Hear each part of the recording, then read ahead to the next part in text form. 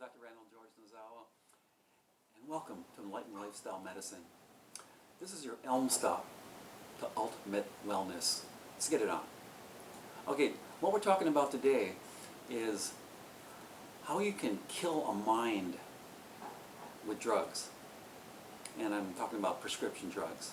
And more specifically, how you can kill a mind when you give a growing, developing young mind drugs for attention deficit or ADHD. And usually it's Ritalin or other drugs that speed up the metabolism. It's got this paradoxical effect where it slows the kid down. Okay, the only thing about that is that the growing mind is now poisoned with drugs, and usually it's what's most effective is the thalamus, the middle of the head, the prefrontal cortex, the part of the brain nearest your skull, okay, and a lot of the limbic and mesolimbic systems, which are your emotional and reward centers. Okay. Now, what happens with these kids is that while they're developing, just because you want to control their overactive behavior or their impulsiveness, is that they get more of it. That part of the prefrontal cortex experiences a lot of nerve damage. And nerves meaning brain cells or neurons. Okay. And years later, the kids, well, what you wanted to suppress is how they are. They're overly active, they can't focus, that they get on a stream of thought that's not appropriate.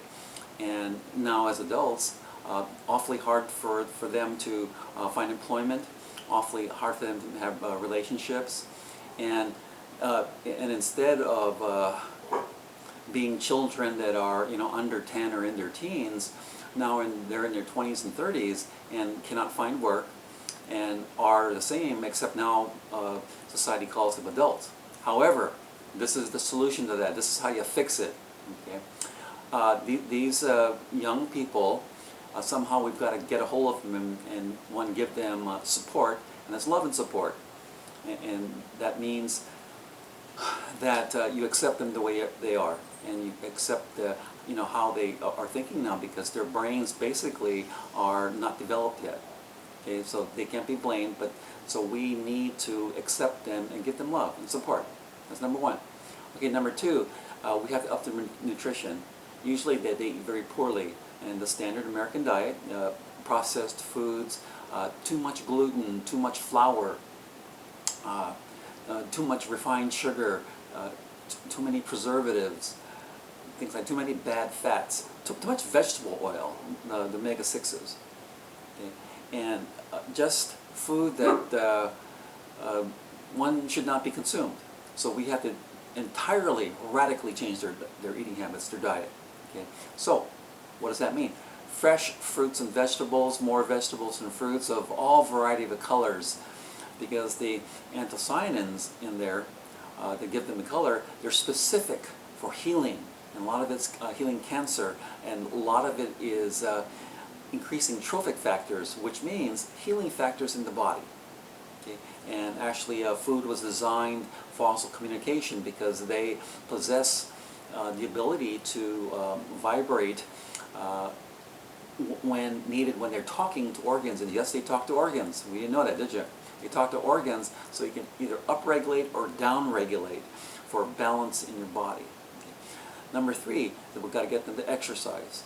A lot of these kids do not exercise now as adults. They don't exercise either, and I bet you don't either, right? Yeah, okay, there you go. Because you're too busy doing this, doing that, and for them, they're scrambling to either find work, part-time work. Some of them I know live out of their car, and it's it's not the Four Seasons or anything like that, but they have to live somewhere, right? So we have to teach them how to live. Okay, and so exercise is one thing, because exercise increases circulation, and it forces them, especially their gut microbiome, to be able to digest foods better, because a lot of them either have diarrhea or they're constipated or both. Okay, so that a lot of them, the population of them, have IBS, IBD, and in there is your Crohn's and your celiac.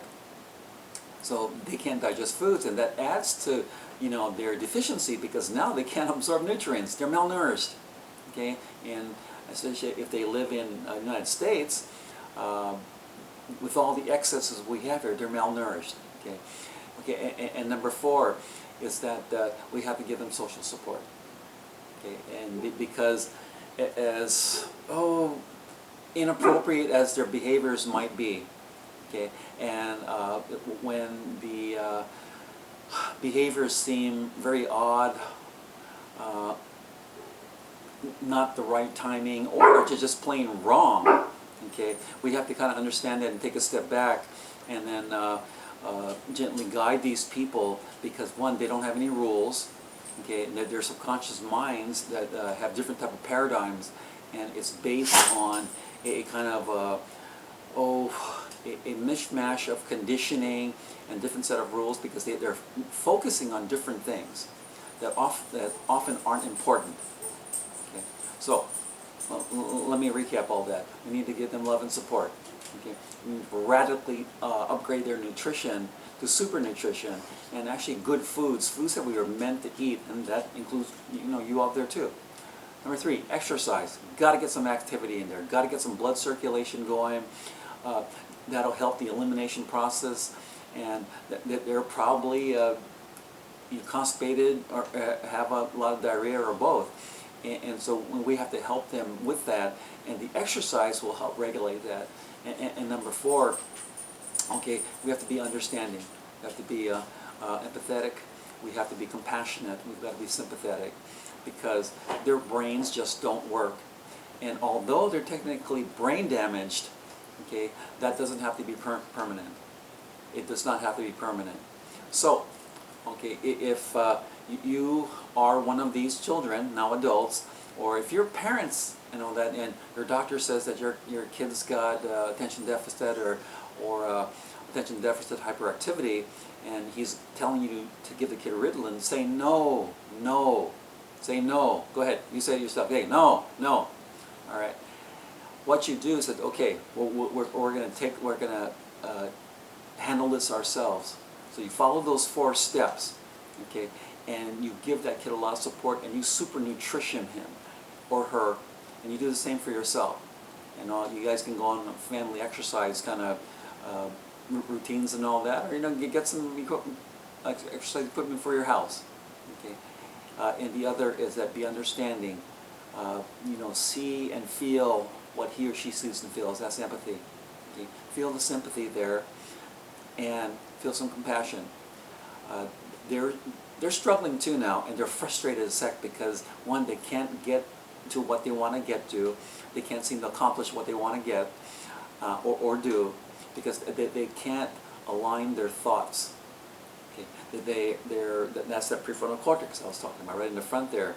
Okay, they can't organize their thoughts. That they can't see that you know, all their behavior leads to certain outcomes, and usually it's the outcomes they don't want, and they get frustrated. They all get frustrated because they're not achieving what they want, because they can't either stick with it, or that they end up concentrating on things that are irrelevant in life, and that derails them.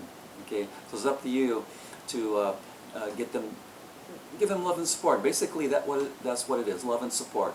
Okay, so follow those 4 steps. Okay, and even you can change your brain. Even you can change your brain, and you can grow new brain cells. Okay, you can learn how to focus, and you can have a very, very awesome and successful life. And it all starts with love.